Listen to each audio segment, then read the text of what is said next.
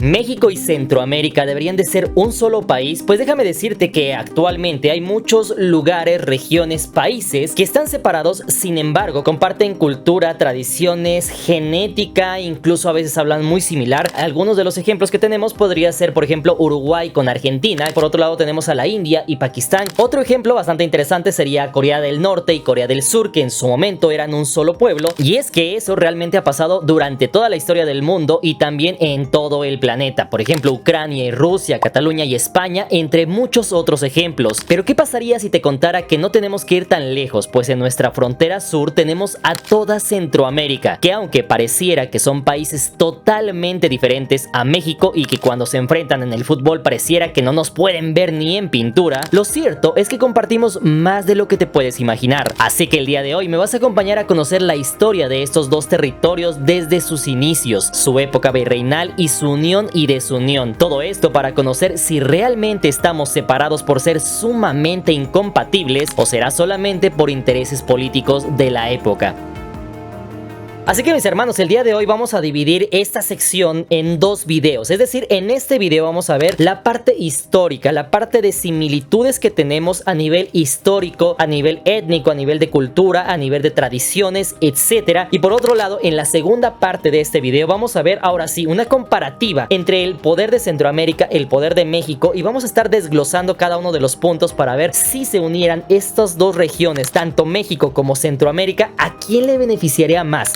Pónganme en la parte de los comentarios, en caso de que hubiera una hipotética unión entre México y Centroamérica, ¿a quién creen que le beneficiaría más esta unión? ¿A México o a Centroamérica? ¿Listos? ¡Comenzamos!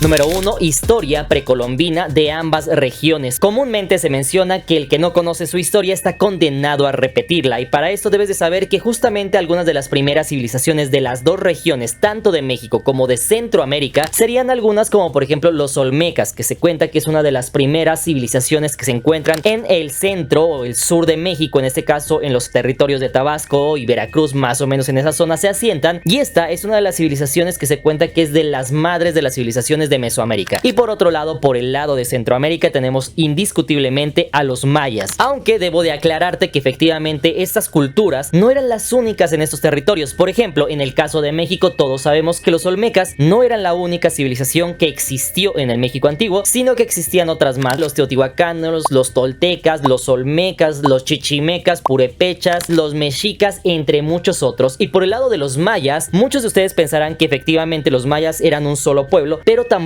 Por ejemplo, si tú vas a Guatemala podrás ver a los cachiqueles, a los quichés, a los mam, etc. Esto quiere decir que en su momento los mayas tampoco eran un imperio, un reino unificado bajo un solo emperador, sino que eran varias ciudades, varios pueblos, los cuales compartían tradiciones, cultura, idioma, entre otras cuestiones bastante interesantes. Así que, como te puedes dar cuenta, por ese entonces no existía la idea de países, sino pequeños pueblos o reinos que prosperaban y lograban influenciar a sus vecinos o llevar sus tradiciones y cultura a través de las migraciones. Es así como, aunque estas dos civilizaciones son de las más desarrolladas, contando con avances como la arquitectura, escritura, matemáticas, astronomía, entre otras que te contaré más adelante, se cree que la olmeca fue la precursora de varios adelantos como el juego de la pelota, ya que ellos también descubrieron el látex, con el cual creaban pelotas de goma, tradición que se extendió a culturas posteriores como por ejemplo los mayas o aztecas. Otro ejemplo sería su arquitectura, construyendo las primeras y más antiguas pirámides del continente americano, y que posiblemente sirvieron de inspiración para otras culturas más al sur, además del culto a divinidades con formas de animales, como es el caso de la serpiente, que más tarde sería adorada por los teotihuacanos, siendo plasmada en sus pirámides, Quetzalcóatl de los mexicas o Kukulcán de los mayas, por lo cual es considerada la madre de las civilizaciones mesoamericanas. Para comenzar, debes de saber que el nombre de olmecas no era el nombre con el que ellos mismos se identificaban, ya que no existe registro de su nombre. Es así como la palabra olmeca proviene del náhuatl puesto por los mexicas, donde Omecatl significa habitante de la región del Hule. Este pueblo es la primer gran civilización prehispánica de toda Mesoamérica, surgiendo su esplendor hacia el año 1500 a.C. y entró en decadencia en torno al año 400 a.C.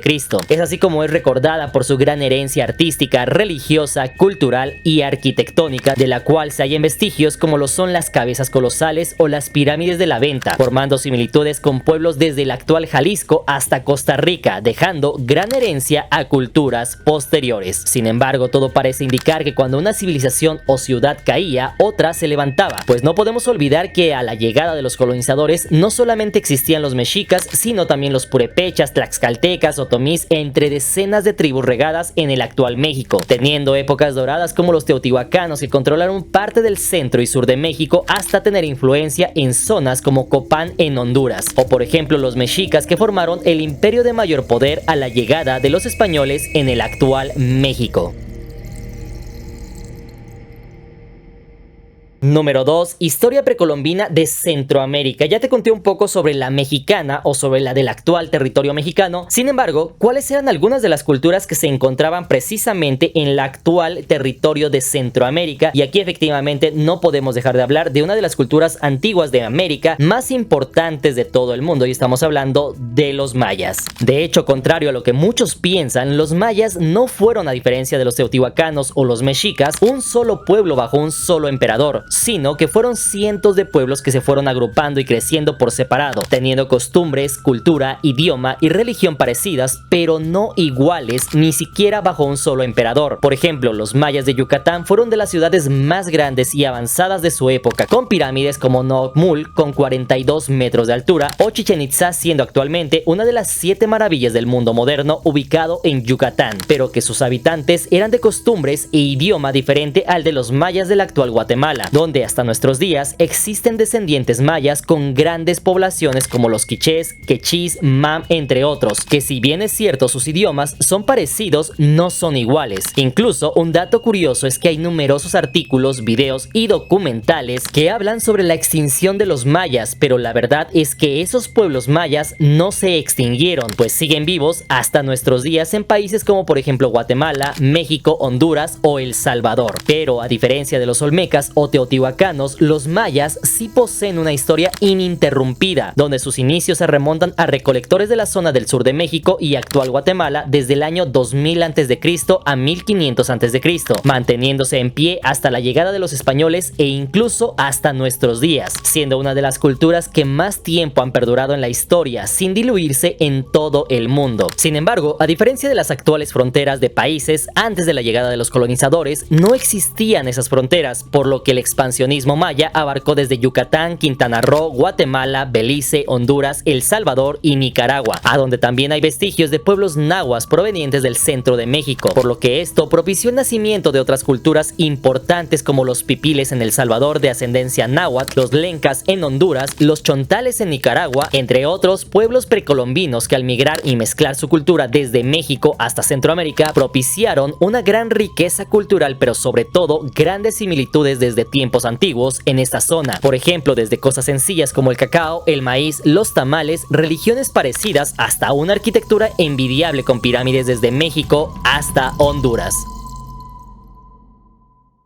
Número 3. Similitudes precolombinas. Actualmente, por las nuevas fronteras y diferentes banderas, llegamos a creer que los chapines o catrachos no tienen nada que ver con nosotros como mexicanos, pero esto será realmente cierto, pues deja que te cuente algunas similitudes. Número 1. La arquitectura, la cual es muy parecida desde Zacatecas, México, hasta Guatemala, Honduras o El Salvador, donde sus habitantes construían pirámides para adorar a sus dioses. Y aunque en países como Perú con los incas también hubo estructuras parecidas, las de México y Centroamérica son mucho más parecidas incluso a las que se llegan a ver en el antiguo Egipto. Y como dato curioso, debes de saber que no hay pirámides en todos los países del mundo, así que si algo nos heredaron nuestros antepasados fue decirnos que en todos los lugares donde hubiese pirámides eran pueblos hermanos con un origen en común. Número 2. Comida. Es verdad que los alimentos y su preparación varían en cada región, tal cual como es hasta nuestros días, donde la comida de Sonora no es la misma que la de Ciudad de México o la de Chiapas, pero que hay ciertos insumos que eran la base de la alimentación, como por ejemplo el maíz, que desde ese entonces era la base de la alimentación, el cacao que se consumía desde entonces e incluso algunos insectos, ya que mientras otros pueblos no los comerían, algunas civilizaciones como por ejemplo las de México comían y se siguen comiendo hasta nuestros días los chapulines, los escamoles o el mismo hongo del maíz, el famoso huitlacoche, pero que en zonas mayas no los comen. Sin embargo, en Guatemala por su parte sí consumen los zompopos, que son hormigas chicatanas, entre otros otros insectos. Número 3, religión. Como ya les mencioné, en el ámbito religioso también hay similitudes, como por ejemplo ser religiones politeístas, construcción de templos dedicados a sus dioses, los sacrificios humanos en culturas como los mexicas y mayas, donde se ofrecía la sangre de prisioneros o ciudadanos para tener lluvias, además de la importancia de los sacerdotes en la sociedad de todos estos países. Además de eso, tenemos a deidades parecidas como por ejemplo Quetzalcóatl y Kukulcán. Así que como puedes ver, a pesar de que eran diferentes, procedían de un mismo origen. Es como si ahora comparásemos el catolicismo, el cristianismo y los ortodoxos. Estos, si los ves desde lejos, parecería que son diferentes. Sin embargo, poseen un origen común como lo fuese Jesús. Número 4, físicamente. Sobra decir que los genes, si bien no eran iguales, sí eran parecidos, ya que al mezclarse estos pueblos, la raza precolombina seguían algunos rasgos como tono de piel morena, estatura de media a baja dependiendo de la civilización, y es así como tenemos que los mexicas no eran rubios y de ojos azules, mientras que los mayas eran mulatos y de 2 metros, sino que poseían algunas similitudes, las cuales se incrementaban con las alianzas y migraciones, todo esto al no estar tan restringidos los movimientos de personas como en nuestros días. Número 5, idiomas. Y si hasta este punto es cierto que hasta en náhuatl y el maya había una gran variación lingüística, a pesar de contar con idiomas diferentes, este no era impedimento para que estas culturas ejercieran un comercio constante desde la antigüedad hasta nuestros días, llegando en muchas épocas a forjar alianzas y fomentar el comercio entre estos pueblos del actual México y Centroamérica. Todo esto como si fuera un solo bloque comercial desde antes de la llegada de Cristóbal Colón a América. Así que como puedes ver, aunque actualmente en muchas ocasiones no nos querramos ver ni en pintura o a la hora del fútbol nos lleguemos a detestar, lo cierto es que en cierta forma todos estos pueblos eran hermanos compartiendo grandes similitudes que les permitieron florecer en su momento, a diferencia de que si habláramos de pueblos eslavos con creencias en dioses nórdicos y por ejemplo con los chinos con características físicas completamente diferentes, cultura y religión opuesta. Así que tú ponme en la parte de los comentarios qué opinas sobre de esto. ¿Todos estos países son civilizaciones hermanas desde la antigüedad o somos completamente diferentes?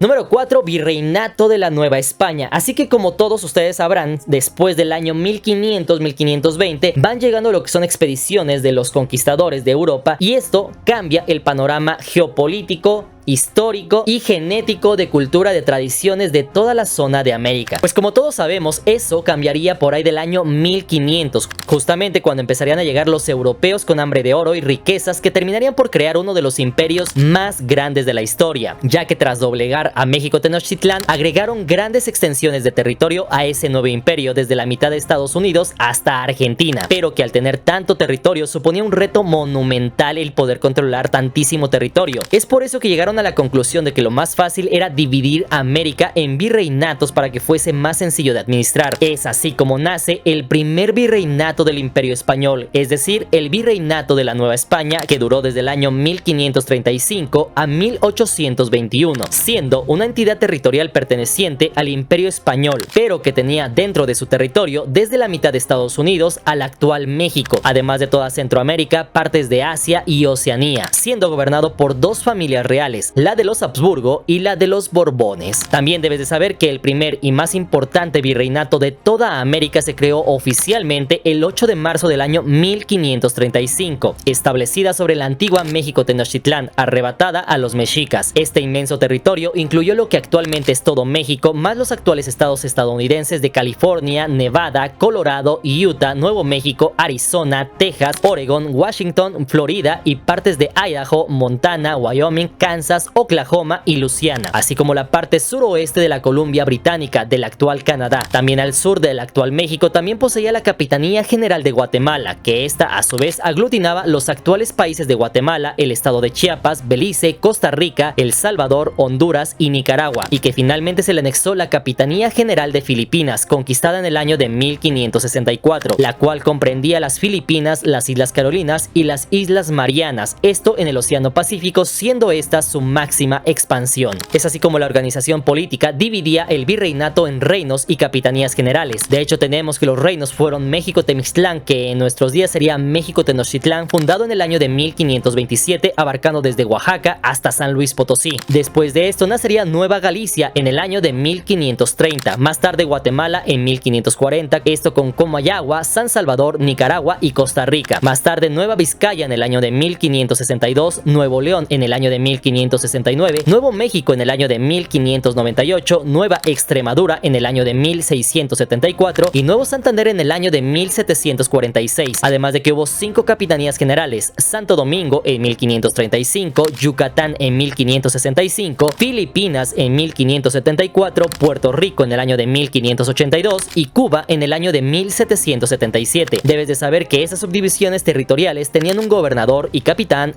general. Número 5. Capitanía de Guatemala. Como ya te pudiste dar cuenta en el tiempo del virreinato, hablando de historia, tenemos que por parte de México comenzó siendo como un virreinato, fundando o poniendo su capital en lo que en su momento fuera la Ciudad de México Tenochtitlán. Pero por otro lado, este territorio, este virreinato podía albergar más territorios. En su momento, este era el caso de Guatemala. De hecho, debes de saber que esta Capitanía General de Guatemala albergaba en su momento o aglutinaba los territorios que actualmente conforman los actuales países de Centroamérica. De hecho, esta capitanía fue creada en el año de 1540 y tenía dentro de su territorio a prácticamente toda Centroamérica. Es así como desde el año de 1540 Centroamérica y México fueron un solo país, si lo queremos ver así, y que si eres observador te darás cuenta que esa relación de hermandad entre estos pueblos siguió siendo muy unida, no solamente en la época precolombina, sino también en la época del virreinato, continuando una historia de unión precolombina que se intensificó en el virreinato. Número 6. La unión. Sin embargo, hasta este momento muchos de ustedes estarán diciendo, ok, pero es que eso no cuenta porque fue realmente en tiempos del Imperio Español. Sin embargo, déjame decirte que pasó algo interesante entre el año de 1821 hasta el año de 1823. De hecho, debes de saber que justamente en ese año de 1821, México, después de 11 años de guerra contra España, ganó su independencia logrando expulsar a los españoles, prácticamente solamente cambiando el nombre de Virreinato de la Nueva España al de Primer Imperio Mexicano, en el que finalmente se coronaría Agustín de Iturbide, el cual ofrecería unírsele a la Capitanía General de Guatemala, que incluía prácticamente a los actuales países de Centroamérica, y al aceptar y unirse se formó el imperio de mayor extensión de México, abarcando desde la mitad de Estados Unidos hasta el actual Panamá, es decir, colindando con la Gran Colombia. Como dato curioso, debes de saber que este nuevo país contaba con 4.925 millones de kilómetros cuadrados, que si lo quieres ver actualmente sería el quinto o sexto país más extenso de todo el mundo. Su moneda en ese entonces era el peso imperial mexicano y tenía una población aproximada de 6.5 millones de personas, abarcando desde la Alta California hasta la frontera con Panamá. Sin embargo, Agustín de Iturbide no lograría mantenerse mucho en el poder, pues solamente 9 meses después fue destronado, convirtiendo a México en una república, y es así como México tiene su primer pérdida masiva de territorio al separarse Centroamérica del Imperio Mexicano.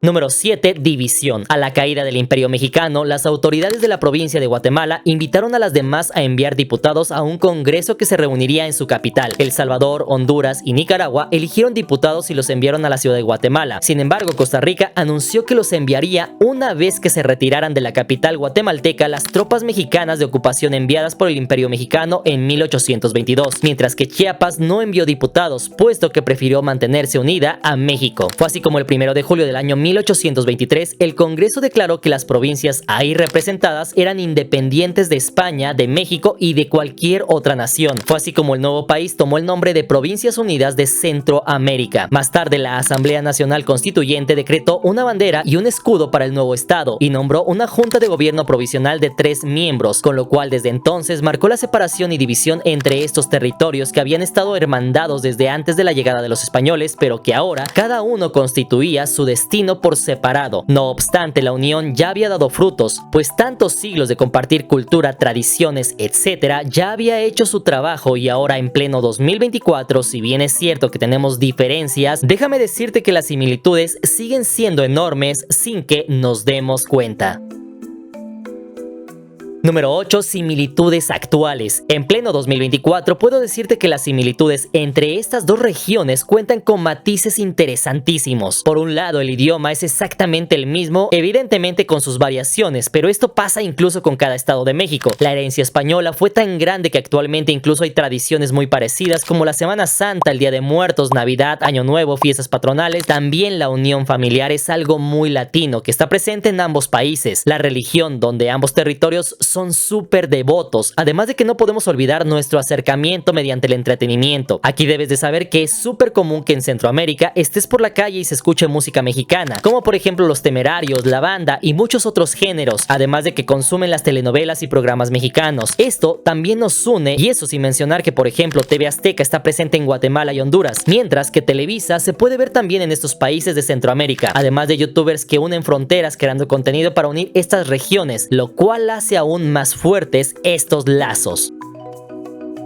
Número 9. Unión imposible. No obstante, no es lo mismo hablar de similitudes e historia conjunta a una unión a 200 años de su separación. Y aquí el punto fundamental es, en la vida real, ¿qué tan posible sería esto? Para comenzar, debemos partir de que lo más factible sería una unión a la República tal cual lo hizo Chiapas en su momento. Esto al anexarse a la Federación Mexicana. Sin embargo, Guatemala y los demás países no son Chiapas, y estos 200 años separados les han dotado de una identidad propia de autonomía, lo cual sería sumamente complicado diluirse con una unión. Si bien es cierto que cada país por sí mismo posee características y poder similar a varios estados de México, debes de saber que también las ventajas de una unión serían muchísimas para Centroamérica. Sin embargo, su más grande problema sería precisamente su identidad, ya que difícilmente los centroamericanos querrán desprenderse de algunas cosas a las cuales están acostumbrados. Por ejemplo, en cada estado mexicano ondea la bandera de su estado, pero en protocolos formales ondea la bandera mexicana también. En escuelas públicas puedes cantar el himno de tu estado al que perteneces, pero también tendrás que cantar el himno mexicano. En ese sentido, eso, aunque parezca algo minúsculo en comparación con los beneficios de una unión, difícilmente el pueblo hondureño o el guatemalteco o cualquiera de Centroamérica le gustaría que en su centro cívico ondee la bandera mexicana a un lado de la guatemalteca o la hondureña. Al inicio les será sumamente difícil cantar la estrofa del himno mexicano. Todo esto porque ellos no se identifican como mexicanos, así que aunque la vida de estos millones de personas puede mejorar en cuestión de pocos años al tener acceso al poder económico mexicano y a sus oportunidades, también esa será una gran barrera que el pueblo en general de Centroamérica le puede ser sumamente complicado sobrellevar. Sin embargo, también hay muchísimas ventajas. Por ejemplo, al unirse de nuevo, un nicaragüense podría ser presidente de México. Ahora podrán viajar a cualquier otro estado de México sin problemas, obtener el pasaporte mexicano con acceso a más países, entre muchos otros beneficios. Pero aquí lo más interesante será conocer tu opinión, tanto de los centroamericanos sobre si les gustaría una unión con México, y de los mexicanos sobre qué opinan de que pasemos a tener de 32 estados a un país de 36 o 37 países o estados.